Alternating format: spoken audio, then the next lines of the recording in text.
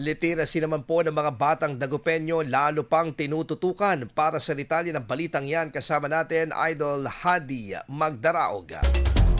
104.7 IFM Report. Isinusulong ng lokal ng pamahalaan ng Dagupan City at ng Department of Education ang mas matibay na pagtutulungan ng mga magulang at mga paaralan upang mapaunlad ang kakayahan sa pagbabasa ng mga bata sa pamamagitan ng programang Nanay, Ikaw ang Unang Guro.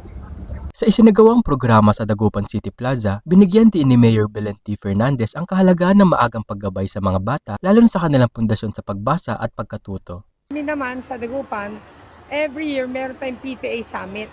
So alam ho natin at identified ang mga projects po na mauuna kasi marami ho bata na makeshift lang.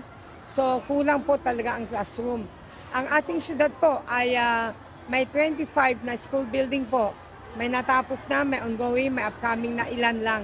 Pero ako'y natutuwa at yung burden po ay mababawasan na po sa amin kasi ang national government po through Secretary Sani Angara and of course kay Senator Bam Aquino ay nabigyan ng importansya ang edukasyon. Ayon sa alkalde, bahagi rin ng mga hakbang ng lungsod ang pagpapabuti ng mga pasilidad sa edukasyon, kabilang ang mga school buildings, libraries, at iba pang learning facilities upang mas magkaroon ng maayos na kapaligiran ang mga mag-aaral. Kasama rin sa programa ang mga opisyal ng DepEd na nangunguna sa mga literary initiative sa lungsod. Samantala, nagpahayag ng suporta ang mga magulang sa programa at kinilala ang kanilang mahalagang papel sa paghubog ng mga batang mambabasa. Maganda po naman po yung naging project naging ano po ni Mayor sa mga bata.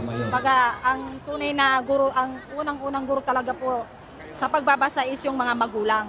Ang mga magulang ang unang nagtuturo sa mga bata kaya mahalaga masuportahan ang kanilang pag-aaral kahit nasa tahanan.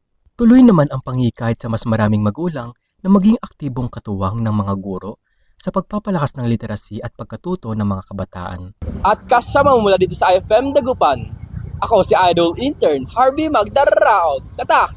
IFM! IFM News. IFM News. IFM News.